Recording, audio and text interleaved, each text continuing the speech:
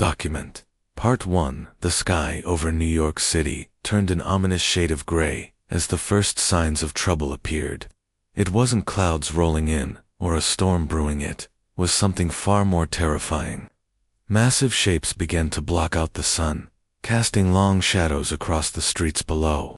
People stopped in their tracks, pointing upward with wide eyes and open mouths. The objects looked like ships, but they were unlike anything anyone had ever seen before. Sleek, metallic, and impossibly large, they hovered silently above the city skyline, radiating an aura of cold indifference.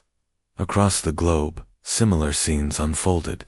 In Tokyo, London, Rio de Janeiro, and every other major city, these alien vessels descended without warning. No one knew where they had come from, or why they were here. All that was clear was that humanity was no longer alone and, whatever these beings were, they didn't seem friendly.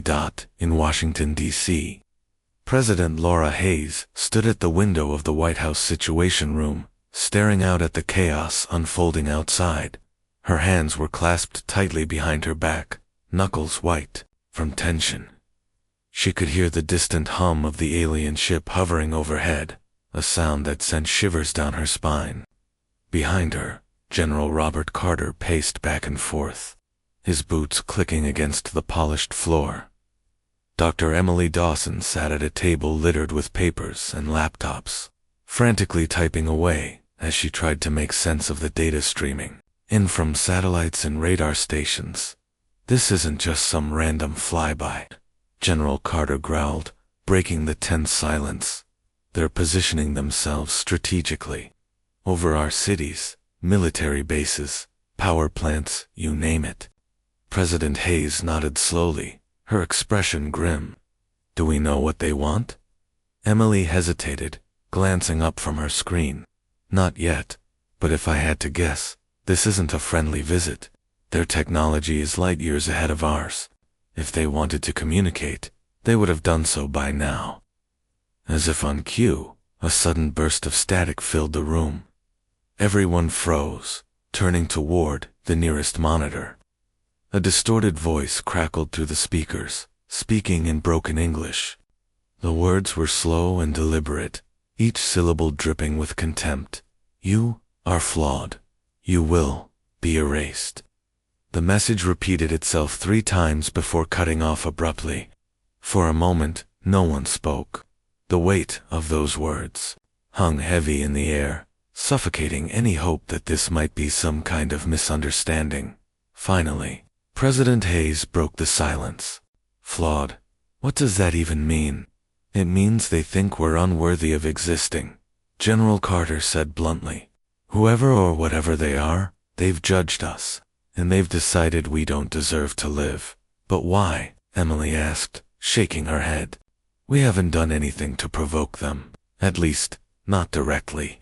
"Maybe it's not about what we've done," President Hayes murmured, her voice barely above a whisper. "Maybe it's about who we are. Our wars, our greed, our inability to work together as a species. Maybe they see all of that and think we're beyond saving." General Carter slammed his fist onto the table, startling everyone. "That doesn't give them the right to decide our fate. We didn't ask for this. We didn't invite them here." "No, we didn't," President Hayes agreed, her tone firming. "But sitting around debating morality won't change the fact that they're already here. We need to figure out how to respond fast." Emily leaned forward, her fingers flying across her keyboard. "I've been analyzing their transmissions. There's a pattern to their language, which suggests they're intelligent and organized. If we can decode it, we might be able to establish communication." "And then what?" General Carter snapped. "Ask nicely for them to leave. They've made their intentions pretty damn clear." "We don't have a choice," President Hayes interjected. "If there's even a sliver of a chance we can avoid bloodshed, we have to take it. General, assemble a team to meet with them. Scientists, linguists, diplomats, anyone who can help us understand them." Carter clenched his jaw, but nodded sharply. "Understood, Madam President. I'll get started immediately." Hours later, a small delegation prepared to board a shuttle bound for the alien mothership. Captain Ryan Mitchell stood at the helm, his face set in a stoic mask, as he reviewed the mission briefing. Beside him, Dr. Sarah Bennett adjusted her glasses nervously, clutching a tablet filled with notes on xenolinguistics. Joining them were two fighter pilots, Lieutenant Jason Cole and Lieutenant Megan Lewis, tasked with providing escort and protection as the shuttle lifted off. The enormity of what they were about to do hit them all. Below, the earth stretched out beneath them, a fragile blue marble teeming with life. Above, the alien mothership loomed like a monolith, its surface gleaming ominously in the sunlight. None of them knew whether they'd return alive. When they docked and stepped onto the alien vessel, the atmosphere was suffocating. The air felt thick, almost gelatinous, and carried a faint metallic temps. The walls pulsed faintly with an inner light, as though the ship itself were alive. Ahead, a group of towering figures awaited them. These aliens, whom they would later learn were called the Krylos, stood nearly 8 feet tall, their bodies encased in sleek black armor. Their elongated heads and glowing red eyes gave them an insect-like appearance, both fascinating and horrifying. One of the Krylos stepped forward, raising a hand to signal silence. Its voice echoed inside their minds rather than through their ears, deep and resonant. "You are representatives of your species." Sarah swallowed hard, stepping forward despite her fear. "Yes, we've come to talk, to understand why you're here." The Krylos tilted its head slightly, studying her with unnerving intensity. "Your kind consumes, destroys, fights endlessly among yourselves. Your existence disrupts balance. You must be removed." Ryan stepped beside Sarah, his voice steady, despite the knot forming in his stomach. "You don't know us. You haven't given us a chance to prove ourselves." The Krylos responded with a chilling laugh, a sound that reverberated like grinding metal. "Prove? You have proven enough. Your history speaks for you." Before anyone could reply, the Krylos raised a single finger. In an instant, energy surged through the chamber, knocking the humans off their feet. Alarms blared as the shuttle detached from the mothership, plummeting uncontrollably toward Earth. Only Ryan and Sarah managed to cling to consciousness, clinging to each other as the world spun wildly around them. Back on Earth, President Hayes watched the live feed go dark, her heart sinking. "Get me a status report," she demanded, her voice trembling with anger and fear. Whatever happened next, one thing was certain: humanity wouldn't go down without a fight. End of document. Document, Part 2. The alien mothership loomed above Earth like a dark storm cloud, its presence casting a shadow not just over the planet, but over humanity's collective spirit. On board the shuttle returning from their disastrous first contact attempt, Captain Ryan Mitchell and Dr. Sarah Bennett sat in stunned silence. Their bodies ached from the sudden jolt that had sent the shuttle hurtling back toward Earth. But the physical pain was nothing compared to the weight of what they had just experienced. The Krylos had made their intentions painfully clear. Humanity was flawed, and flaws could not be tolerated. As the shuttle descended through the atmosphere, sparks flew from its damaged hull. Lieutenant Jason Cole, one of the fighter pilots who had accompanied them, struggled to maintain control of the craft. His hands gripped the controls tightly, sweat dripping down his face as alarms blared around him. Beside him, Lieutenant Megan Lewis worked frantically to reroute power to failing systems. "We're losing altitude fast," she shouted over the noise. "Hold on." Ryan glanced at Sarah, who was clutching her seatbelt with white-knuckled hands. Her mind raced, replaying the encounter with the Krylos over and over again. She couldn't shake the image of those glowing red eyes, or the cold, unfeeling tone of their voices when they spoke about erasing humanity. It wasn't just arrogance, it was certainty. They truly believed they were doing the universe a favor by wiping out humankind. Finally, after what felt like an eternity, the shuttle touched down roughly on a remote military airstrip outside. Washington, D.C. emergency crews rushed to meet them, pulling open the hatch and helping the shaken survivors out. Ryan stepped onto the tarmac, wincing as his injured leg buckled under his weight. Sarah followed close behind, still clutching her tablet despite the cracks running across its screen. Jason and Megan emerged last, both looking pale but determined. Within minutes, they were whisked away to the White House Situation Room, where President Laura Hayes awaited them alongside General Robert Carter and Dr. Emily Dawson. The room buzzed with tension as everyone turned to look at the returning team. Laura stood up immediately, her expression a mix of relief and dread. "What happened?" she asked, her voice steady but tinged with urgency. Ryan took a deep breath before speaking. "They didn't give us much time to explain ourselves," they said. "They called us flawed, that we destroy, consume, fight among ourselves, and then," he hesitated, glancing at Sarah, "then they attacked us. We barely escaped." Laura closed her eyes for a moment, absorbing the news. When she opened them again, there was steel in her gaze. "Did you learn anything useful? Anything we can use against them?" Sarah nodded slowly, stepping forward. "I managed to record some of their communication patterns during the meeting. Their language is complex, but it's structured, there's logic to it. If I can analyze it further, I might be able to decode more of their messages. Maybe even find a way to communicate effectively." General Carter crossed his arms, skepticism written all over his face. "Even if you crack their code, do you really think they'll listen? They've already made up their minds about us." "It's worth a shot," Laura interjected firmly. "We need every advantage we can get right now. Dr. Dawson, assist Dr. Bennett with her research. General, focus on preparing our defenses. Whatever happens next, we have to be ready." Over the next few days, Sarah threw herself into her work with relentless determination. With Emily's help, she set up a makeshift lab inside the White House bunker, poring over recordings and data collected during the brief encounter. The alien language was unlike anything either of them had ever seen, a combination of clicks, whistles, and subsonic vibrations that seemed almost musical in nature.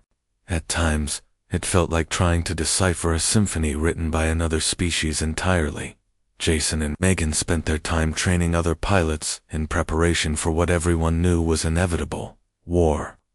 The U.S. military scrambled to mobilize every available resource, calling in reserve units and activating experimental weapons programs that had been gathering dust in classified files. Among these was the USS Invincible, a state-of-the-art warship designed for deep space combat. Admiral Daniel Brooks, its commander, arrived at the Pentagon to coordinate strategy with General Carter. "We've never faced anything like this before," Admiral Brooks admitted during one of their meetings. "Their technology is centuries ahead of ours. Even if we manage to hit them, I'm not sure how much damage we can actually do." "That doesn't matter," General Carter replied gruffly. "We don't have a choice. If we don't fight back, they'll wipe us out without hesitation." Admiral Brooks nodded grimly. "Understood. But we're going to need more than brute force. We need intelligence, weaknesses, something we can exploit." Meanwhile, ordinary citizens began to feel the growing sense of dread spreading across the globe. News outlets broadcast non-stop coverage of the alien invasion, showing footage of the massive ships hovering over cities and speculating about humanity's chances of survival. Social media exploded with theories, prayers, and calls to action. Some people panicked, hoarding supplies and fleeing urban areas.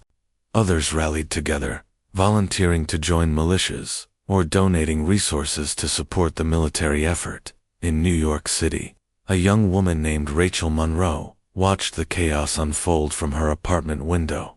She had always considered herself an ordinary person, someone who lived quietly and avoided trouble. But seeing the fear in her neighbor's eyes stirred something inside her. That night, she signed up for a local volunteer group tasked with assisting refugees and distributing food.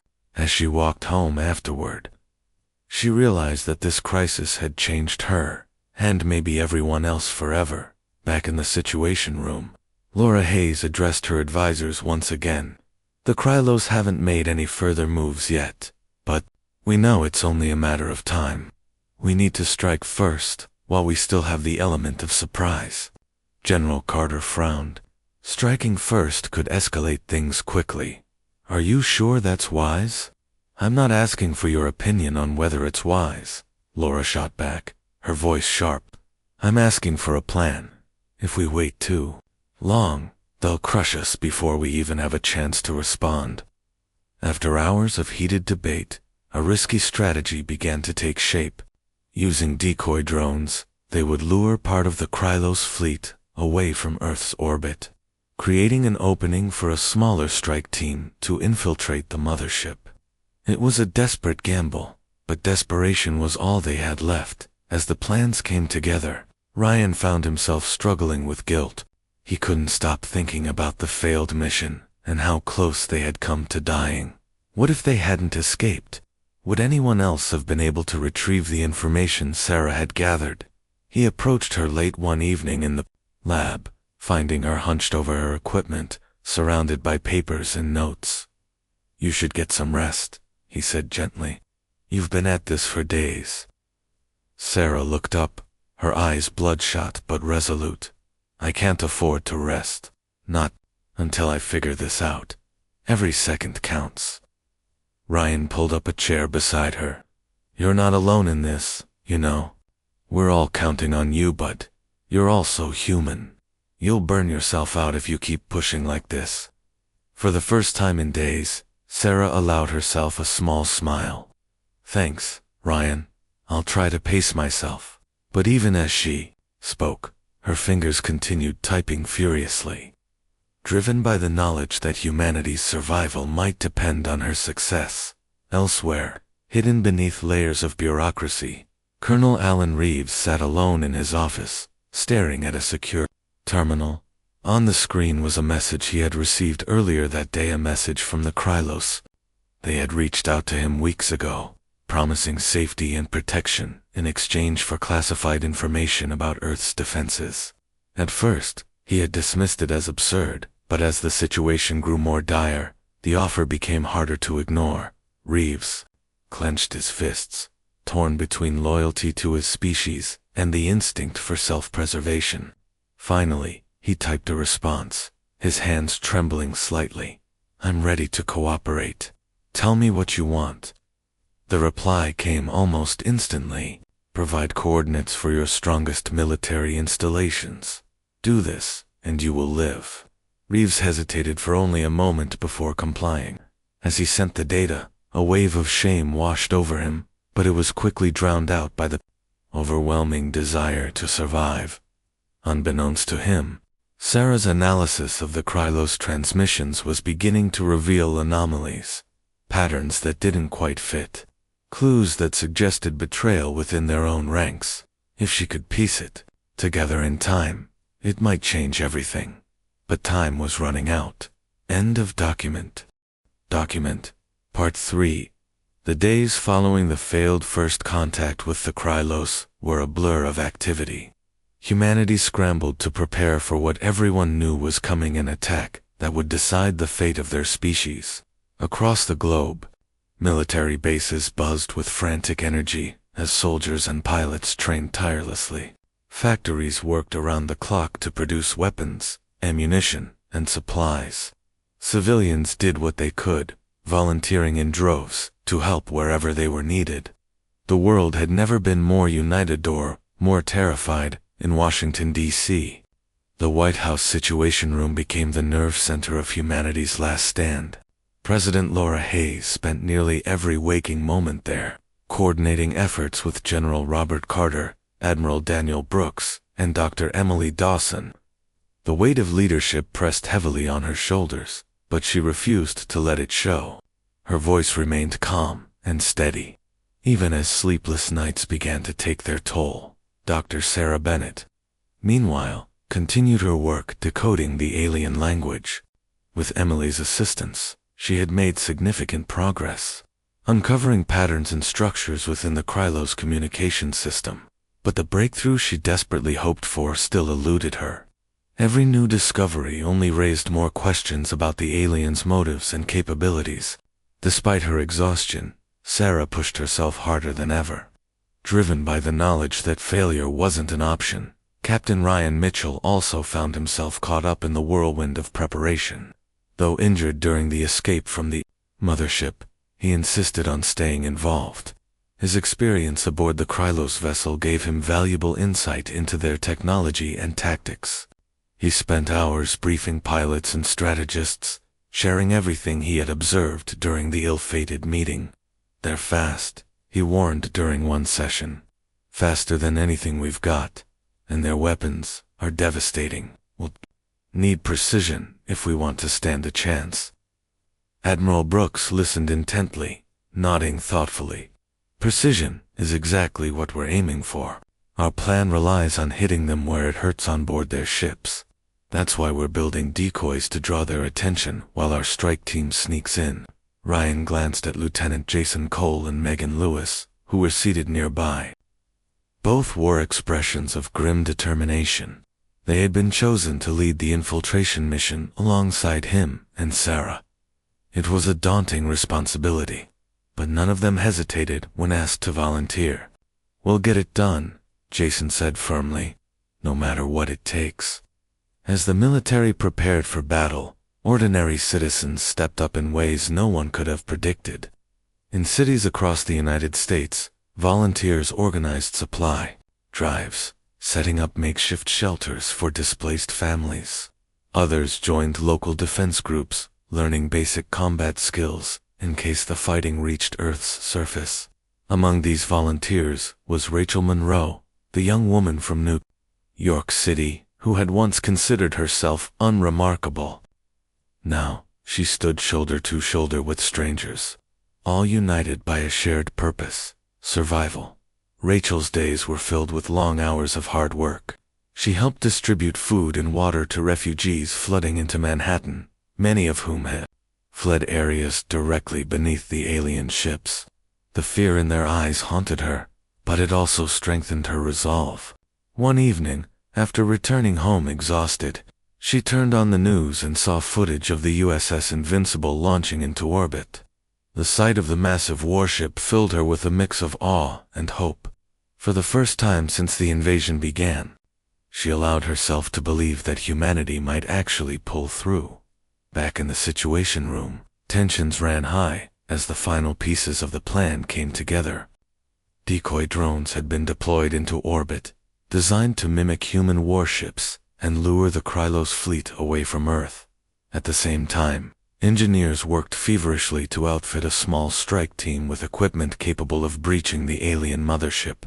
The mission was risky, perhaps suicidal, but there was no other choice. General Carter reviewed the details one last time, his brow furrowed in concentration. "Once the drones engage, we'll have a narrow window to slip past their defenses. If we miss it, the entire operation falls apart." "We won't miss it," Admiral Brooks assured him. "Our pilots know what's at stake." Laura Hayes looked around the table, meeting each person's gaze. "This isn't just about winning a battle. It's about proving to them and to ourselves that we're worth saving. Whatever happens next, let's make sure we go down fighting." While the military focused on strategy, Sarah and Emily made a startling discovery in the lab. Hidden within the Krylos transmissions was a repeating sequence, a kind of code that seemed to correspond to specific actions taken by the alien ships. "It's like a map," Emily explained excitedly, pointing to a series of symbols on her screen. "If we can interpret this correctly, we might be able to predict their movements." Sarah nodded, her pulse quickening. "And if we can predict their movements, we can anticipate their attacks." She turned to Laura, who had joined them in the lab. "Madame President, I think we may have found something critical. This code could give us an edge in the upcoming fight." Laura's eyes widened. "How reliable is it?" "It's not perfect," Sarah admitted, "but it's better than going in blind. If we integrate this data into our targeting systems, we might be able to outmaneuver them. Do it, Laura ordered without hesitation. Whatever resources you need, you'll have. As Sarah and Emily worked to refine their findings, another development threatened to derail everything. Late one night, Sarah noticed irregularities in the Krylos signals patterns that didn't align with previous data. At first, she thought it was a glitch, but further analysis revealed something far more sinister. Someone within the human chain of command was leaking classified information to the enemy. Her heart sank as she realized the implications. "Emily, look at this," she said urgently, pulling up the evidence on her screen. "These anomalies match troop movements and deployment schedules. Someone's feeding them intel." Emily's face paled. "Are you saying we have a traitor?" "I'm afraid so," Sarah replied grimly. "Whoever it is, they're high-ranking enough to access sensitive information." Word of the betrayal spread quickly, reaching General Carter and Admiral Brooks. Both men were livid, vowing to root out the traitor before the mission launched. Suspicion fell on several individuals, including Colonel Alan Reeves, whose recent behavior had raised eyebrows among his peers. Reeves, however, denied any wrongdoing, claiming he was being set up. Despite the mounting tension, preparations continued. Pilots conducted final simulations, running through every possible scenario. Engineers double-checked the strike team's gear, ensuring it could withstand the harsh conditions aboard the Krylos mothership. Everyone knew the odds were against them, but they refused to give up. On the eve of the mission, Ryan gathered the strike team for a briefing. "Tomorrow, we head into the unknown," he began, his voice steady, despite the gravity of the situation. "We'll face challenges none of us can fully prepare for. But remember this, we're not just fighting for ourselves. We're fighting for everyone back home, for every man, woman, and child counting on us to succeed. No matter what happens, let's make them proud."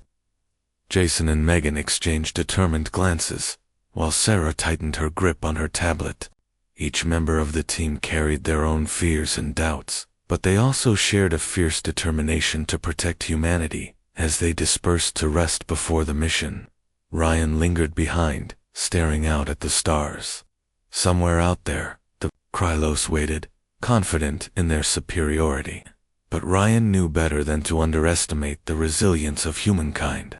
"We're not perfect," he murmured to himself, "but we're still here, and that counts for something." The next morning dawned bright and clear, though the mood was anything but cheerful. Troops assembled on launch pads, boarding shuttles, and fighter jets. Civilians watched from afar, holding banners and flags in silent support. The air crackled with anticipation as countdowns echoed through control rooms. High above Earth, the decoy drones activated, drawing the attention of the Krylos fleet. Explosions lit up the sky as the aliens responded, unaware of the smaller craft slipping past their defenses. Inside one such craft, Ryan, Sarah, Jason, and Megan braced themselves for what lay ahead. "We're going in," Ryan announced, his voice cutting through the tension. "Stay sharp, everyone. This is it." As the shuttle approached the alien mothership, its massive form filling the viewport, a collective breath was held. Humanity's fate rested on the shoulders of a handful of brave souls, willing to risk everything. For better or worse, the battle for Earth's survival had begun. End of document ***. Document. Part 4. The strike team's shuttle approached the Krylos mothership cautiously, its engines running at minimal power to avoid detection. Inside, Ryan Mitchell gripped the controls tightly, his eyes fixed on the massive alien vessel looming ahead. The ship was even more imposing up close, its surface shimmering with an eerie iridescence that seemed almost alive. Every now and then, faint pulses of light rippled across its hull, as if it were breathing. Behind him, Sarah Bennett clutched her tablet, her knuckles white from tension. She had spent countless hours analyzing the Krylos communication patterns, but now, Faced with the reality of their technology, she felt a pang of doubt. Could they really pull this off? Beside her, Lieutenant Megan Lewis double-checked her weapon for what must have been the 10th time, while Lieutenant Jason Cole stared out the viewport, his jaw clenched in determination. "We're entering their range," Ryan announced quietly, breaking the tense silence. "Hold on, this is where it gets tricky." As the shuttle drew closer, alarms began blaring inside the cockpit. A bright beam of energy shot out from the mothership, scanning the small craft. For a moment, everyone held their breath, certain they'd been discovered. But then, just as suddenly as it had appeared, the beam vanished, leaving them untouched. "They didn't detect us," Sarah whispered, relief washing over her face. "The decoy drones must be working." Ryan nodded grimly. "Let's not celebrate yet. We still need to dock without raising suspicion." He guided the shuttle toward a smaller opening on the underside of the mothership, one that Sarah and Emily had identified as a possible entry point based on their analysis of the Krylos signals. As they slipped inside, the hatch sealed shut, behind them with a low hiss, plunging the team into darkness. "Lights," Ryan ordered, flipping a switch. The interior of the shuttle illuminated dimly, revealing 4 determined faces. They quickly donned their gear-special suits designed to protect against the harsh environment of the alien ship band, prepared to step outside. When the hatch opened, a rush of cold air greeted them. The corridor beyond was eerily quiet, its walls pulsating faintly with the same inner light they'd seen earlier. There were no signs of movement or activity, which only heightened their unease. Something about the emptiness felt wrong, like walking into a trap. "Stay sharp," Ryan reminded them, taking point with his weapon raised. "We don't know what we're dealing with here." They moved cautiously down the corridor, following Sarah's directions as she consulted her tablet. Her hands trembled slightly, but she forced herself to focus. "This way," she said, pointing to a branching path ahead. "If my calculations are correct, the central control hub should be about 50 meters down this route." Jason fell into step beside her, keeping watch behind them. "You sure those calculations are right?" he teased lightly, trying to ease the tension. Sarah managed a weak smile. "I guess we'll find out." As they rounded a corner, the silence was shattered by a loud, screeching noise. The walls around them began to vibrate violently, and panels slid open to reveal rows of Krylos warriors stepping out, their glowing red eyes locking onto the intruders. Each alien stood nearly 8 feet tall, clad in sleek black armor that made them look more machine than living beings. "Contact," Ryan shouted, raising his weapon. "Take cover." The team scattered, ducking behind protruding sections of the wall as bolts of energy zipped past them. The Krylos weapons emitted a high-pitched whine before firing, each blast capable of tearing through metal. Jason returned fire, his plasma rifle roaring to life as he unleashed a barrage of shots. One of the aliens staggered backward, its armor smoking, but it recovered quickly and charged forward with terrifying speed. Megan popped out from her hiding spot, tossing a grenade-like device toward the advancing Krylos. It detonated in a burst of electromagnetic energy, temporarily disabling several of the creatures.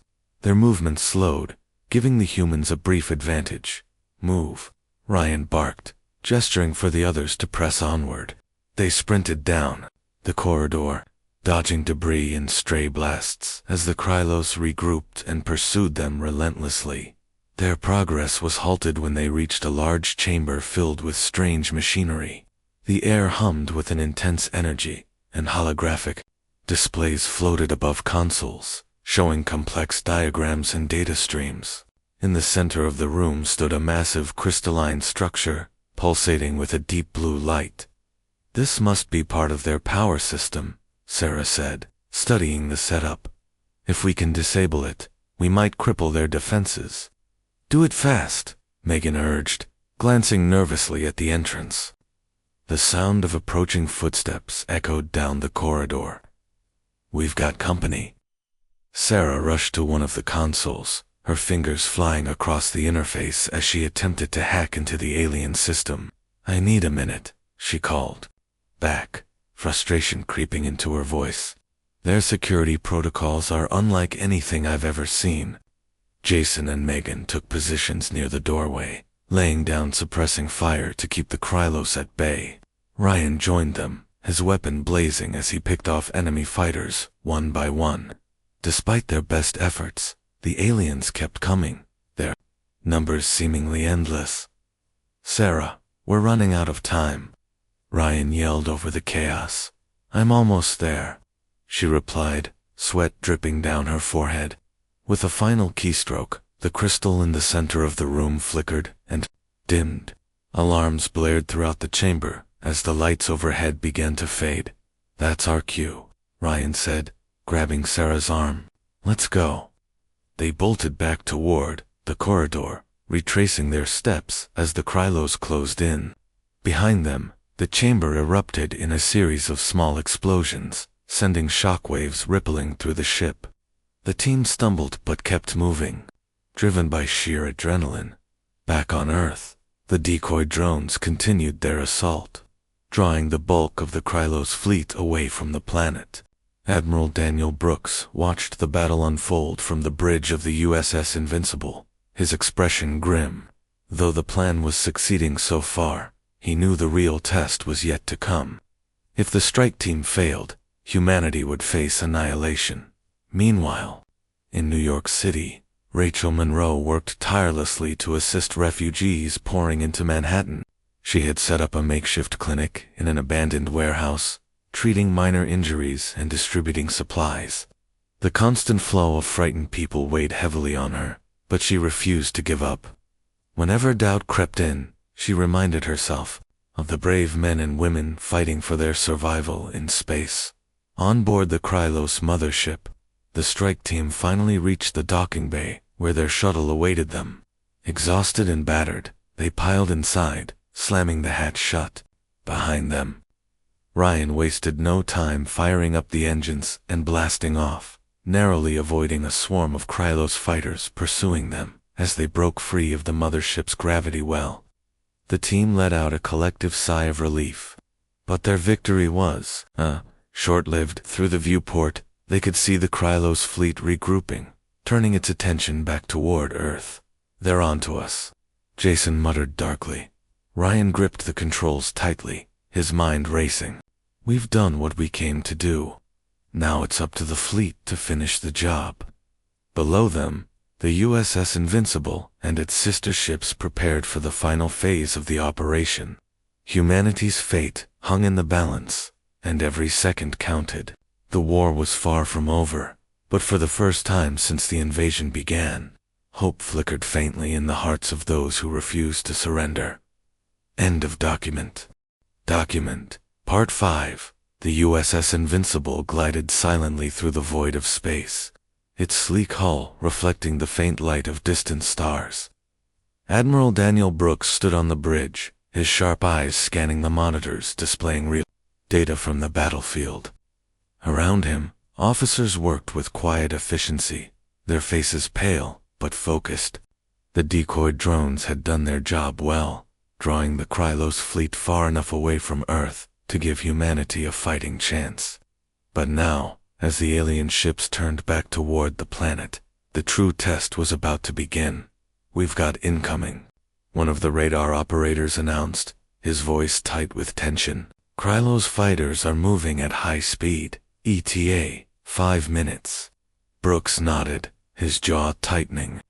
"All hands, prepare for combat. Deploy interceptors and activate defense grids."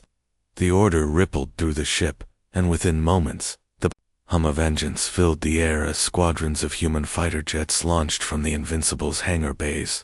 Pilots like Lieutenant Jason Cole and Megan Lewis took to the skies once again, their small craft weaving through the vast expanse of space. Behind them, larger warships formed a protective line around Earth, ready to unleash everything they had. On board the strike team's shuttle, Ryan Mitchell guided the craft toward the safety of the human fleet. His hands were steady on the controls, but his mind raced.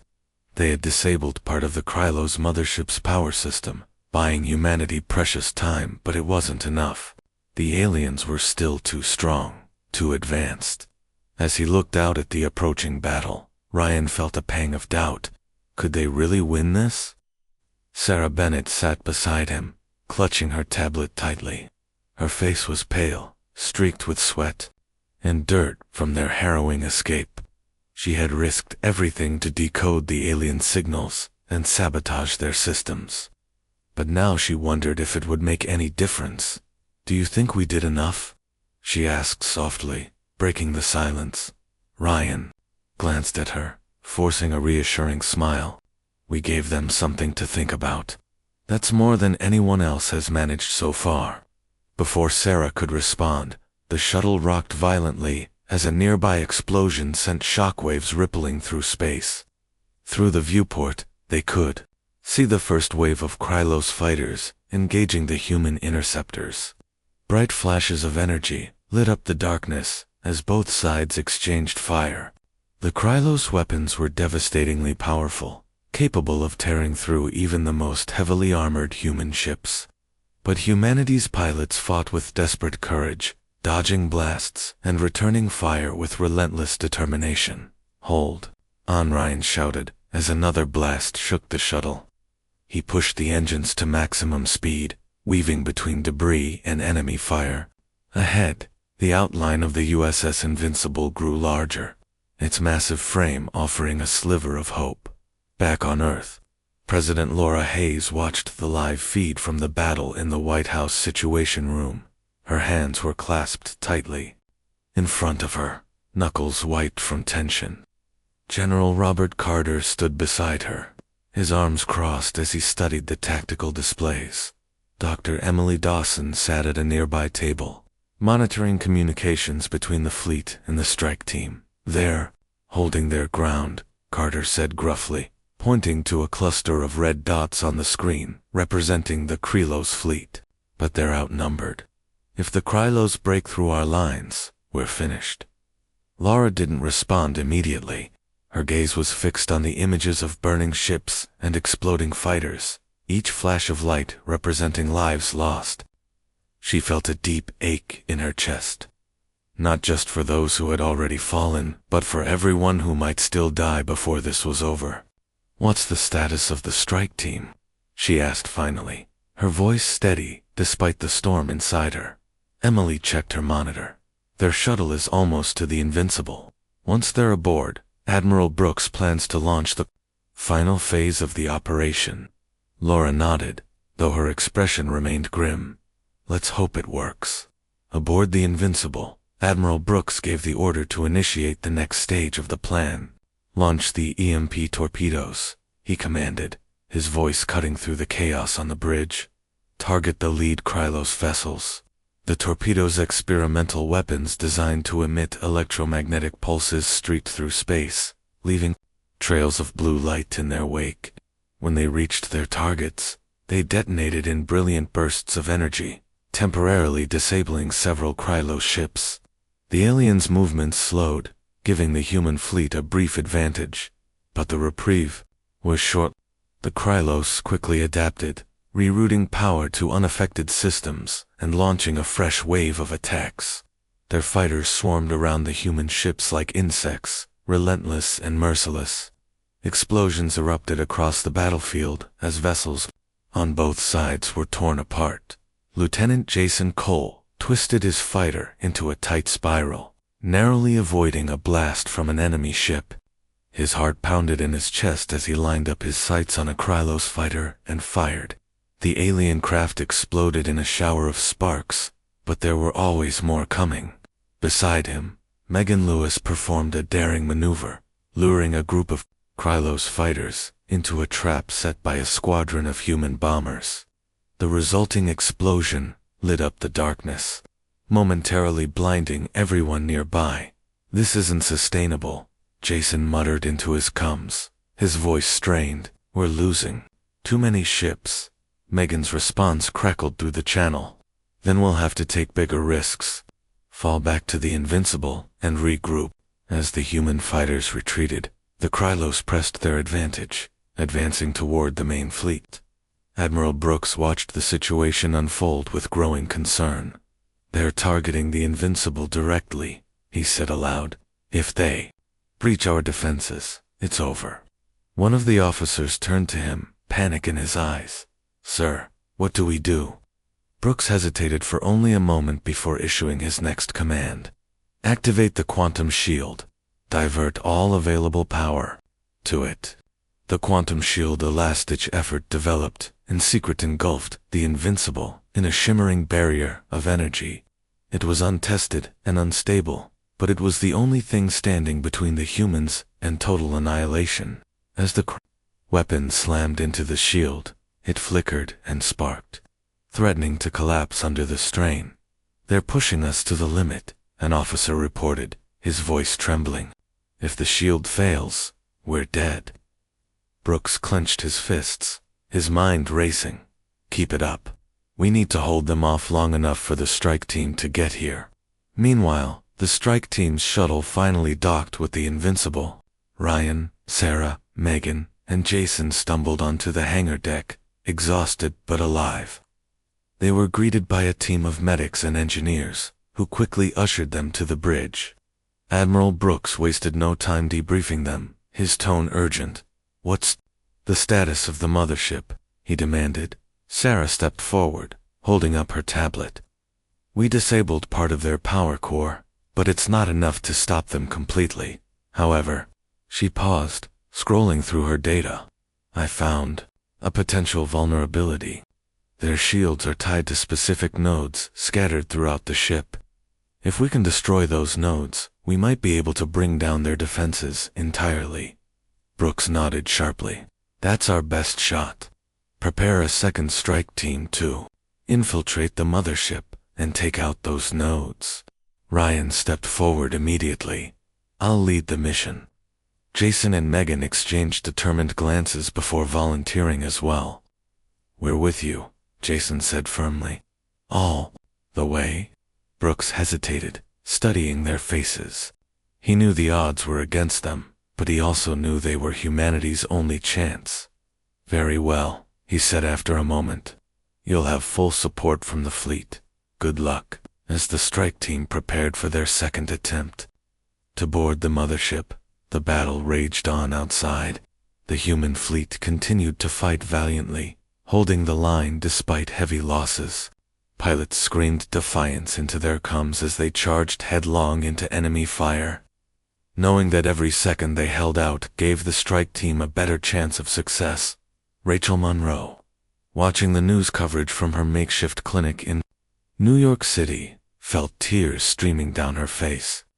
She didn't know the names of the soldiers and pilots risking everything, but she prayed for them anyway. For the first time in days, she allowed herself to believe that maybe, just maybe, they could pull through. Back on the Invincible, Sarah reviewed the coordinates of the shield nodes, her mind racing. This was it, the final gamble. If they succeeded, humanity might stand a chance.